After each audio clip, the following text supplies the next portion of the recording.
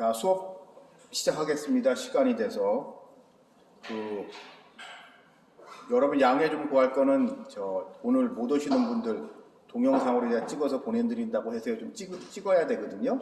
찍으니까 그거 좀 양해 좀 부탁드리겠습니다. 자, 오늘은 이제 마지막 시간입니다. 이번 학기 성화와 그 다음에 성도의 견인에 대한 이야기, 구원론 마무리하겠습니다. 자, 성화에 대한 이야기부터 먼저 다룰 건데요.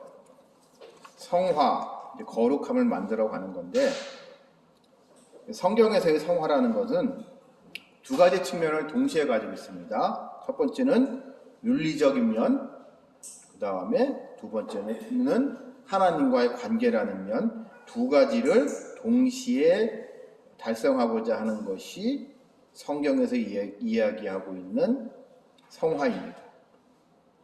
그러니까 우리가 거룩하다는 표현, 성스럽다는 표현은 굳이 꼭 기독교에서만 한정적으로 사용되는 단어는 아니죠.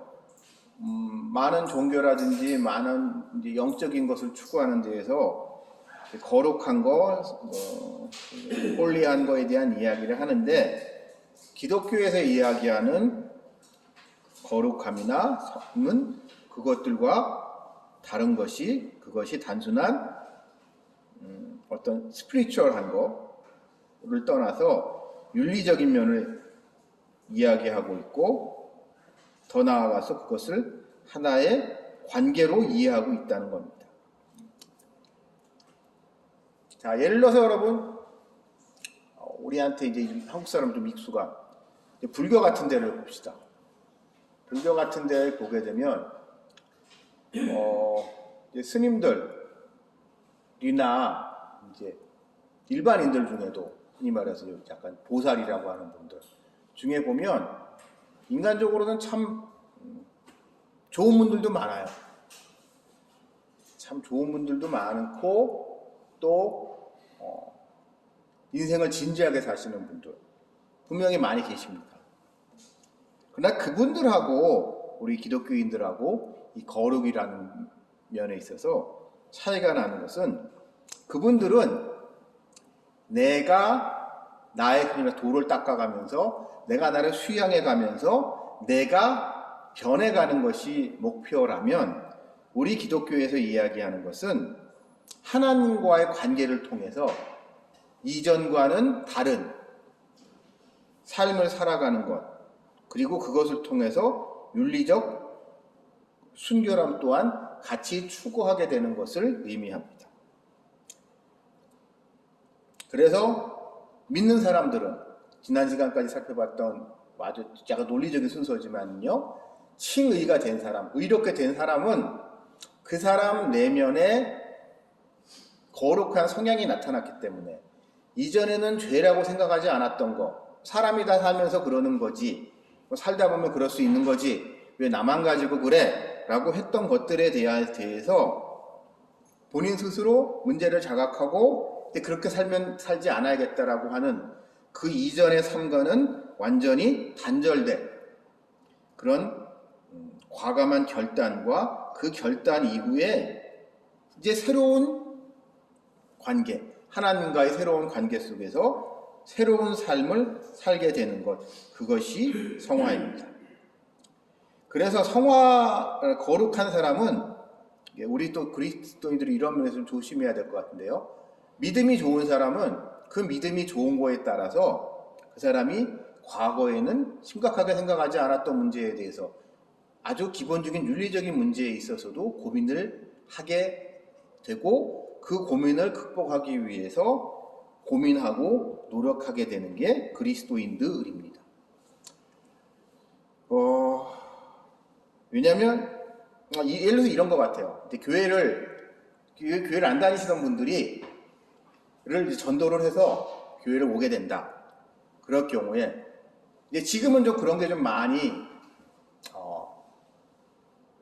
좀 희석이 됐지만, 옛날에는 이제 교회 안 다니던 사람을 교회에 오게 되면 그 사람한테 특별히 요구되던 몇 가지가 있습니다. 그 중에 한 가지가 술, 담배 문제였습니다. 옛날에는 교회를, 그러니까 지금에 비해서 여러분, 이 강의를 듣고 계신 분들 중에 젊은 분들은 그런 시대를 안 살았기 때문에 좀 이해가 안 될 텐데요. 특히 담배들이나 술을 정말 한국 사회에서 많이 했고, 그것이 특히 성인 남자들의 일종의 특권 내지는 그거를 통해서 나의 권위, 나를 인정받는다고 해야 되나요? 그러한 의미가 있었기 때문에 특히 성인 남자들을 교회를 전도할 경우에 이 술, 담배 문제가 좀 예민한 문제였습니다. 자, 근데 이런 차이가 있는 거예요. 그래서 교회에게 전도를 해서 오게 되면은 많이 듣게 되는 문제가, 저 이게 교회 다니고 하나님을 믿기로 했는데, 예수님을 믿기로 했는데, 그럼 술, 담배를 어떻게 해야 되냐라는 이야기를 묻는 분들이 많이 있었어요. 그럴 경우에 이제 우리의 딜레마는 그거죠. 그게 그렇게 쉽게 끊어지는 게 아니거든요. 내가 술을 안 마실래 라고 해가지고 술을 쉽게 안 마실 수 있는 것도 아니고, 담배를 오늘부터 끊을 거야, 담배 금연을 할 거야 라고 해서 내가 딱 금연이 되는 게 아닙니다. 특히 금연, 그러니까 이게 그리고 그게 그렇게 쉽지 않은데, 그거를 끊어 나가는 과정이 마치 성화의 과정이 아닌가 싶은 생각이 들어요. 그거를 그러면 담배를 해서 끊는다고 칩시다. 그러면 담배를 오늘부터 안 필 거야 라고 딱 했을 때, 오늘부터 이 순간부터 피지 말아야 됩니다. 담배는 줄일 수 있는 게 아니에요. 내가 원래는 한갑 폈는데 조금 줄여가지고 1년 후에 담배를 완전히 끊겠어 라고 해서 끊을 수 있는 게 담배가 아니에요. 담배를 끊어보시면 알겠지만, 담배는 오늘 끊을래 하게 되면 딱 이 순간 딱 끊어야 돼요. 이 담배가 마지막 한 까치 하라고 했을 때 이걸 딱 끝내고 난 다음에 혹독한 금단 증상에 시달리더라도 그 순간 담배를 딱 끊어야지만 그 사람은 담배가 금연이 되는 거거든요. 어떻게 보면, 근데 그렇다고 그 사람이 금연에 성공을 한 거냐? 그거는 아니에요. 담배라는 게 여러분 얼마나 무섭냐면, 금연을 해보신 분들은 알 텐데, 담배를 이제 한참 많이 피던 사람이 무슨 건강상 문제가 어떤 이유에서든 담배를 끊었다. 그러니까 교회랑 상관없이요. 그러시는 분들도 계시거든요. 건강적인 이유 때문에 이제 담배를 딱 끊었는데, 하던 일 때문에 너무너무 스트레스를 받아서 10년 만에, 20년 만에 다시 이제 한까치게 피게 될 때가 있습니다. 근데요, 희한한 게 10년, 20년이 지났음에도 그 담배를 하나 딱 물었을 때 잘게 뭐라고 표현을 해야 되나요?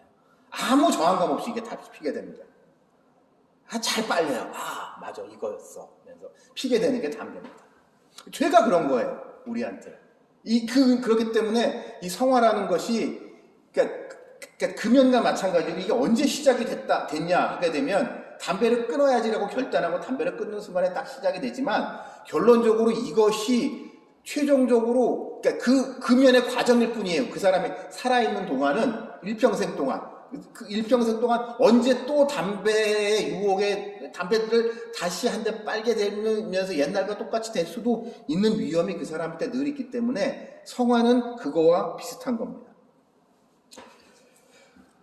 그래서 이 성화라는 거는 이루기 위해서는 우리 하나님의 도우심이 우리한테는 절대적으로 필요합니다. 저는, 그러니까 이게 그렇게 나아가는 과정인데, 그러면 우리가 왜 이거를 해야 되느냐? 우리 그리스도인들은 하나님을 닮아가야 되기 때문입니다. 여러분, 우리가 구원받는다는 것, 천국 간다는 게 과연 뭐냐에 대해서 다양한 이미지가 있어요. 다양한 모습이 있는데, 그 중에 한 가지가 우리 성경에도 나와 있듯이 우리가 그리스도를 닮아가는 거예요. 하나님을 닮아가는 거예요. 우리 안에 있는 하나님의 형상을 회복하는 거예요. 그래서 전국적으로 우리가 죽어서, 이 중에 어떤 분들은 살아서 우리가 살아생전 주님께서 재림하시지 않는다면, 그런 일이 왔으면 더 좋겠지만, 대부분 우리들은 아마도 죽어서 천국에 갈 확률이 천국에 갈 텐데, 우리가 죽어서 천국에 갈 때 우리의 모습이 과연 어떠한 모습일까? 라는 거에 대한 이제 몇 가지 이미지 중에 하나가 우리가 천국 잔치에 참여한다고 하잖아요. 하나님과 함께 한다고 얘기를 하잖아요. 그 얘기는 뭐냐? 우리가 천국에 가서 하나님과 같이 되는 거고, 이게 좀 더 나아가서는 하나님이 되는 거예요. 그 하나님 안에 들어가는 거거든요.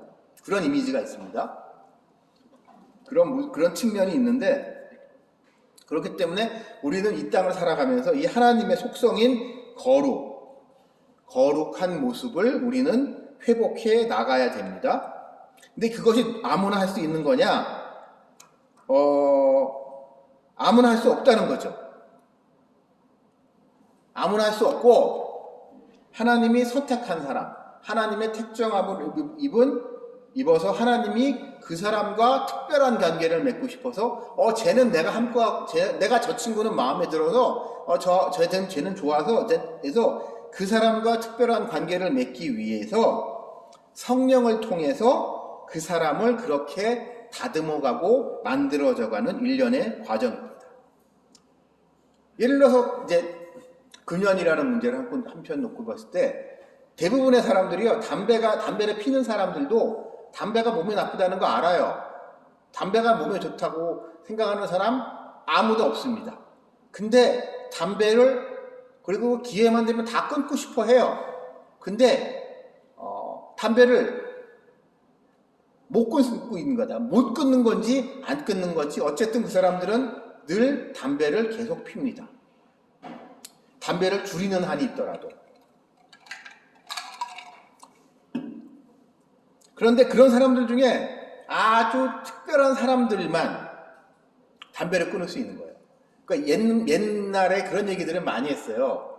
담배가 금연한 사람하고는 친구도 하지 말라고. 세상에 그것까지 독한 놈들이 없다고. 담배 금연한 사람들은, 여러분 옛날에 한국 사회에서 담배가 얼마나 특히 남자들의 특권이었냐. 군대 가게 되면 담배 보급을 줬거든요. 그러니까 되게 그거 지금만 생각을 해보면 되게 재밌는 건데, 모든 성인 남자로서 군대에 간 사람들한테 담배 한 보루씩, 저 군대 있을 때 한 보루씩, 일주일에 한 보루씩 나왔는데, 그 얘기는 뭐예요? 그냥 일종의 이게 필수품이라는 거 아니에요. 모든 남자들은 다 이거를 피는 거야 라고 하면서 필수품으로 주어주던 게 담배란 말이에요. 그래서 담배를 그때부터 많이 피게 되는데, 자, 그 담배를 끊기 위해서는 정말, 그러니까 개인의 결단이라는 것이, 내는 정말 많은 것이 요구가 됩니다. 그래서 그것이 개인의 힘만으로는 절대로 안 돼요. 개인의 힘만으로 내가 그 굳은 의지를 가지고 이제부터 담배를 끊어야지 라고 해서 그렇게 쉽게 끊어지는 게 아닙니다. 담배라는 게. 예를 들어서 제가 아는 옛날에 교회 동생 중에 한 명이 대학을 졸업하고 취직을 했는데, 하다 보니까 담배 회사에 취직을 했어요. 담배 회사에. KT&G에 취직을 하게 됐습니다. KT&G에 들어가 보니까, 원래 그 친구는 담배를 안 피는 친구인데, 자기 빼놓고 전부 다 담배를 피고 있더래요. 그치? 담배 회사니까 당연히. 그리고 그러니까 조직에 따라서 분위기가 다르겠지만, 이게 성인 직장인들 기준입니다. 성인 남자들 보게 되면 직장 생활하다 보면 그럴 때가 많아요. 일하다가 중간에 나가서 커피 한잔 하면서 담배 한 대 피면서 이렇게 얘기들을 나눕니다. 이게 근데 일하는데 되게 중요하거든요. 그러니까 직장 내에서 사람들과 릴레이션십에서 이 시간이 되게 중요합니다. 그래서 만약에 내가 담배를 끊는다 그러면은요, 그 남들은 다 피고 있는데 혼자 그냥 커피만 홀짝홀짝 거리는 게, 이게 이 다방 커피, 자판기 커피 가지고 하는 게 조금 왠지 좀 어색해요. 그러니까 어느 누구도 뭐라고 하지 않는데, 다들 그러면서 거기 있는 사람들도 그래요. 그러면 이제 담배 금연 담배 끊기로 했다고 그러면 좋은 결심했다고 그 담배 금연 꼭 성공하길 바란다고 하면서 이제 나도 담배 끊어야 되는데 이게 쉽지가 않아 하면서 얘기를 하지만 거기서 나 혼자 담배를 안 핀다는 게 왠지 이게 뭐 왕따까지는 아닌데 왠지 아웃사이더가 되는 느낌을 사람이 갖게 됩니다. 그래서 이런 담배를 하나 끊는, 그러니까 담배 하나 끊는 거에서도 이렇게 하나님의 좀 간섭이 있어야지 내 의지가 있더라도 하나님의 간섭이 있어야지만 그것이 가능해집니다. 그래서 이것은 하나님께서 하시는 건데, 그러니까 내가 거기에 비록 인간인 내가 거기 협조를 하죠. 협조를 하더라도 이건 기본적으로 하나님께서 하시는 겁니다. 그러나 이것이 지난 시간까지 살펴봤던 칭의와는 다른 겁니다. 칭의는 법정적인 거예요. 그러니까 법적으로 너는 죄가 없다라고 이제 선언받고 그래서 무죄 내지는 집행유예를 받고 풀려나는 것이 어둠의 권세로 풀려나는 게 칭의라면 이 성화는 이 도덕적으로 순전해지고 윤리적으로 온전해지고자 온전한 존재가 된다는 것을 이야기하는 거예요. 그러니까 이게 조금 조심스러운 이야기인데 그래서 성화 내지 거룩을 추구하는 사람들은 좋은 이야기를 듣기가 조금 힘들어요. 세상으로부터. 어쩔 수 없이 좀 이상한 사람, 이상가인데 상대방들이 불편해합니다.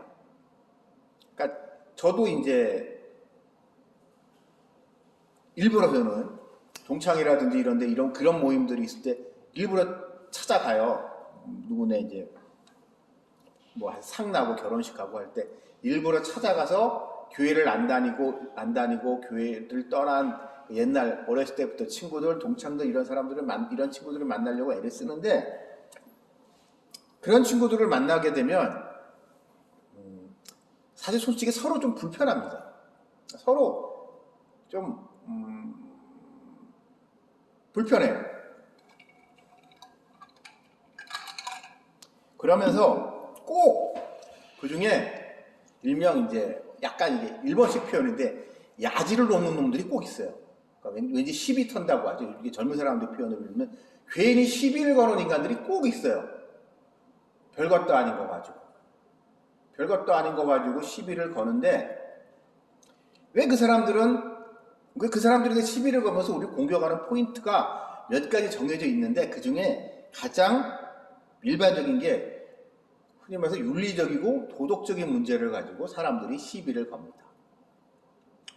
그러니까 윤리와 도덕이 과연 무엇이냐에 따라서에 대해서는 좀 다양한 견해가 있을 수 있지만 이 시대에, 그러니까 제가 보기에는 이 시대에 가장 중요한 거는 사람들의 상식, 사람들의 보편적인 정서와 이렇게 로서 수용 가능한 부분이 있을 것 같아요. 그러니까 예를 들어서 이런 겁니다. 이 교회 세습 문제를 보면, 그러니까 교회 세습 문제를 갖다가 성경적으로 신앙적인 문제로 신앙적인 문제로 그에 대해서 논의를 하게 되면 솔직히 답은 없습니다. 교회를 물려주는 거 아버지 목사님이 아들 목사한테 교회를 물려주는 것이 옳은지 그른지 성경적으로 봤을 때 이렇게 보일 수도 있고 저렇게 볼 수도 있어요. 그걸 가지고 어느 거 한 가지 딱 답을 내리기는 곤란합니다. 그러나 왜 우리가 교회 세습에 대해서 삼가해야 되나? 이게 교회 안 다니는 사람들한테 공격의 대상이 되거든요. 무의미한 공격의 대상이 돼요. 불필요한 공격의 대상이 됩니다. 예를 들어서 이런 겁니다.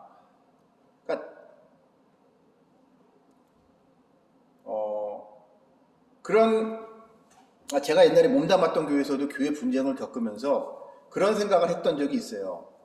이제 제가 있었던 교회에서 그 교회를 개척하셨던 담임 목사님이 은퇴를 하고 후계자로 누구를 할까 뭐 이런 얘기 저런 얘기가 있었는데 결과적으로 이제 우리 교회와 제가 몸담았던 교회와 아무 인연이 없는 분을 담임 목사로 데려왔는데 결과적으로 안 좋았어요. 결과적으로 아주 최악의 결과가 그 교회에서 일어났습니다. 교회가 결국 분열이 됐어요. 그것 때문에 그 교회가 둘로 쪼개졌는데 그 또 쪼개지는 장면을 보면서 그런 생각이 지금 와서 이제 그때 이제 친구들하고 같이 교회 생활했었던 친구들하고 얘기를 하다 보면 그런 이야기들을 하게 돼요. 차라리 그때 그 원로 목사님이 개척했던 목사님이 남들이 뭐라고 하던 눈 질끔 감고 자기 아들한테 교회를 물려줬으면 교회가 이 사단은 안 났을 텐데. 그래서 너나 나나 우리 다 같이 그 교회에서 이렇게 청년부부터 중고등부부터 청년부로 했던 우리 그냥 그 교회에 모여가지고 옛날에 하듯이 교회 신앙생활 잘할 수 있었을 텐데 엉뚱한 사람 한번 잘못 들었다가 교회는 박살나고 너희들이나 우리나 서로 뿔뿔이 흩어져가지고 뭐 신앙생활을 잘 하고 있긴 있지만 뿔뿔이 흩어져가지고 이렇게 신앙생활 한다는 게 좀 아쉽다는 생각이 들어서 이게 그러니까 저의 개인적인 경험에 비추어 봤을 때는 교회 세습이라는 게 과연 이렇게 나쁜가라는 의문을 갖게 되는데 교회 밖의 사람들을 보기에는 교회를 비즈니스로 보고 그 사람들이 보기에는 교회는 하나의 비즈니스고 하나의 그 비즈니스를 자식한테 그냥 세금도 안 내고 그냥 저 엄청난 부동산 내지는 엄청난 걸 갖다가 자식한테 준다 그냥 물려준다 라고 생각을 하면서 그런 부분에 대해서 박탈감을 가지고 있는 많은 사람들의 이런 상처를 후벼 파는 것 같아요. 그러니까 저는 솔직히 좋은 부모님을 만나서 부모님한테 많은 도움을 받고 살아왔기 때문에 저는 그런 거에 대한 상처가 없지만 한국 사회는 그 부모님에 대한 원망을 가진 사람이 되게 많거든요. 우리 부모님이 나를 좀만 더 밀어줬으면 우리 집이 가난해서 뭐 이런 거에 대한 상처를 가지고 있는 사람들이 너무 많기 때문에 교회 특히 그런 남들이 보기엔 그럴듯해 보이는 대형 교회를 자식들한테 물려주는 게 그 사람들은 교회로부터 결과적으로 더 멀어지게 하는 거기 때문에 그러니까 이 시대에는 그것이 윤리적으로 도덕적으로 올바르지 않은 일이 될 수 있는 겁니다. 그래서 거룩이라는 걸 추구하다 보면 그런 거를 사람은 삼가하게 됩니다. 그러면서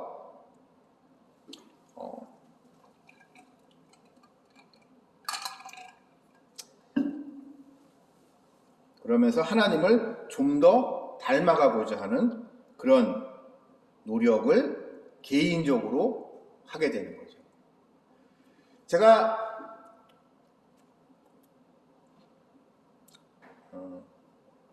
그러나 그래서 이 성화라는 것은 개인이 인간의 자유의지로 일어나는 것이 아니고 하나님의 초자연적인 역사를 통해서 이렇게 일어나게 되는 겁니다.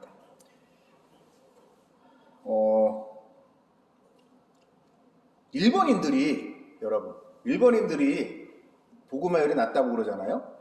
근데 일본인들이 복음화율, 기독교를 잘 못 받아들이는 이유 중에 하나가 일본인들한테는 일본 문화 속에 뿌리 깊게 인간의 의지를 강조하는 경향이 좀 강합니다. 일본의 대표적인 기독교인이라고 하는 우찌무라 우찌무라 간조 선생님은 훌륭한 분입니다. 그리고 많은 한국인들에게 큰 감명을 주셨고 군국주의로 나날이 미쳐가고 있던 일본에서 보기 드물게 제정신 박혔던 분이라고 할 수 있는데, 그래서 참 어려운 시기를 겪다가 돌아가셨는데, 자, 근데 우찌무라 간조 같은 사람들의 글을 보게 되면 그 철저함, 처절함 같은 것이 보여요. 근데 그 문제는 근데 그러나 거기에 문제는 뭐냐면 인간의 의지를 너무 강조합니다. 그러니까 일본인들이 좋아하는 이야기들 중에 하나가, 뭐 우리나라도 옛날 분들이 그런 표현 많이 썼는데, 정신일도 하사불성이라는 표현이 뭔지 아세요? 그러니까 정신력으로 모든 걸 극복할 수 있다는 이야기입니다. 인간의 의지로. 근데 여러분, 우리 인정할 건 인정해야 되는 게, 세상에 인간의 정신력으로 극복할 수 없는 수많은 것들이 있습니다. 어찌 보면 이런 인간의 의지를 강조하는 것이 단기간으로서는 높은 성과를 얻을 수가 있어요.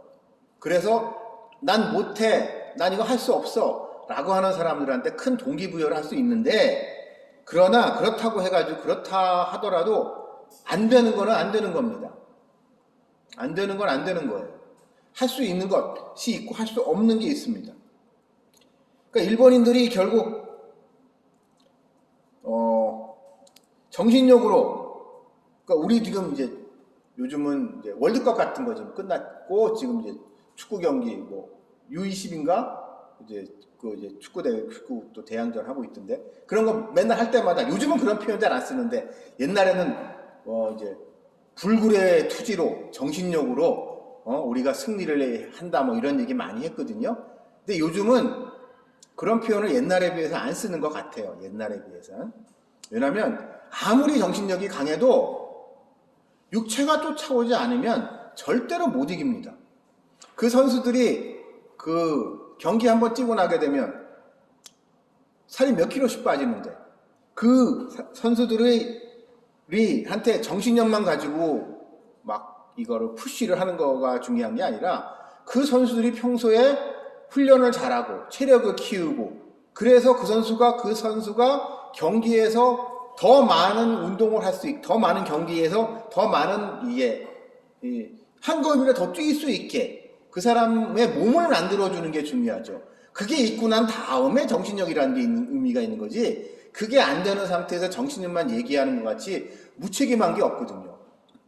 어찌 보면은 정신력을 강조한다는 거는요, 그 사회가 그 사람의 체력을 키워줄 능력이 없기 때문입니다.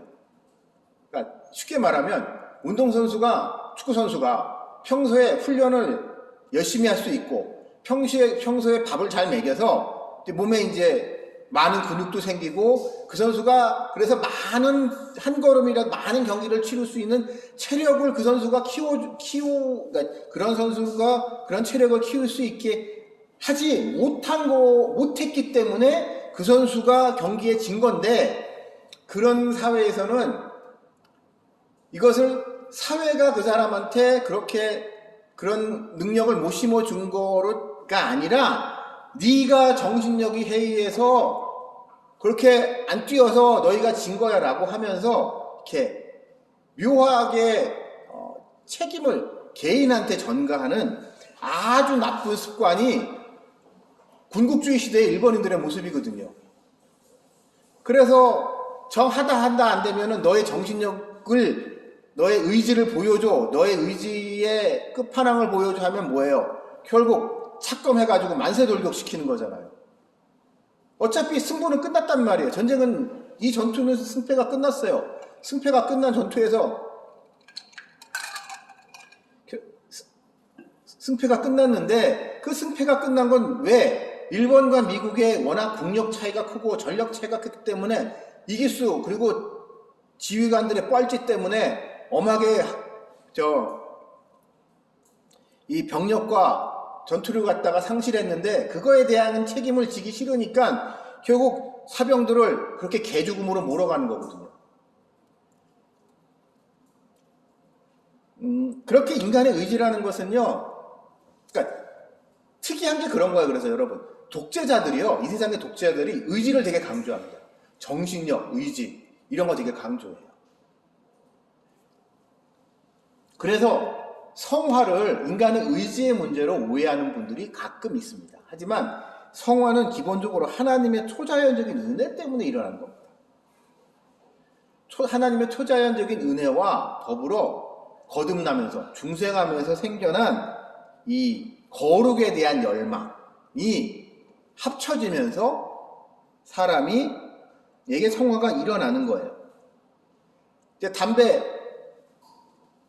담배나 술이나 이런 것도 그 사람이 예수님을 믿으면서 하나님을 믿으면서 믿게 됐는데 그 사람이 하나님을 믿게 된 것, 그것도 그 사람이 잘나서 그 사람을 믿을 만해서 그 사람이 믿게 된 것도 아니고 하나님께서 그 사람을 믿게 하셨기 때문에 그 사람을 초대하셨기 때문에 그래서 그 자리를 인도하셨기 때문에 그곳에서 하나님을 믿게 됐고 예수님을 믿게 됐고 교회를 다니게 된 것, 그것은 분명한 하나님의 은혜고 또 그 은혜를 말미암아 은혜의 와중에 그 사람이 거듭나면서 그 이전에는 아무 생각하지 않았던 너무 당연하다고 생각했었던 것에 대한 의문이 생기고 전에는 쳐다보지도 않았던 것에 대해서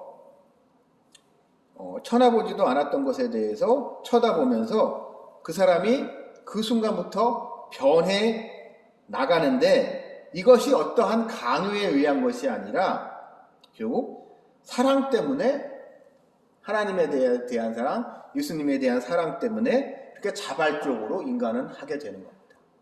즉 이제 담배 하나만을 놓고 봅시다. 그러니까 교회 안 다니는 사람도 담배를 끊죠. 금연하는 분들이 계신데 그분들이 금연을 하는 이유는 뭐 여러 가지 이유겠지만 첫 번째 이유는 자기 건강을 위해서죠. 내가 건강하려고 담배를 끊는 거죠. 근데 교회 다니는 사람들은 건강도 건강이지만 교회를 다니게 되면 이런 생각이 들지 않나 싶어요. 그러니까 담배를 끊어야 되나라는 고민을 하게 되는 겁니다. 담배를 내가 계속 펴도 돼? 라는 그런 고민을 하게 됩니다. 자, 이게 조금 더 약간 조금 더 하드코어한 얘기로 가게 되면 마약 중독 치료랑 비슷한 것 같아요. 한국 사회도 점점 마약 문제가 심각해진다고 하는데 제가 벌써 한 30년 다 돼가네요. 어떤 이제 분을 마약 치료를 받은 분을 알게 됐어요. 만나서 얘기를 좀 나눈 적이 있는데 그러니까 이분은 다른 것 때문이 아니라 교통사고 심하게 당했어요. 교통사고를 심하게 당해서 죽다 살아났는데 이 교통사고 때문에 막 병원에 거의 1년 동안 계셨다고 하는데 통증이 너무